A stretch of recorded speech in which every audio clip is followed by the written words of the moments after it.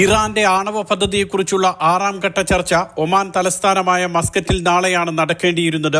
Oman വിദേശകാര്യമന്ത്രി Sayyid Badr Hamad Al ബുസൈദിയായിരുന്നു മാധ്യസ്ഥൻ. Israel ആക്രമണം തുടരുന്ന പശ്ചാത്തലത്തിൽ ഇനി ചർച്ചയ്ക്കില്ലെന്നാണ് ഇറാൻ അറിയിച്ചത്. അമേരിക്ക ഇസ്രായേലിനൊപ്പമാണെന്നും ഈ സാഹചര്യത്തിൽ ചർച്ച നടത്തുന്നതിൽ അർത്ഥമില്ലെന്നും ഇറാൻ വ്യക്തമാക്കിയതോടെ മാധ്യസ്ഥ ചർച്ച നിർത്തിവെച്ചതായി ഒമാനും അറിയിച്ചു. റോമിലും മസ്കറ്റിലുമായിരുന്നു കഴിഞ്ഞ 5 വട്ട ചർച്ചകൾ.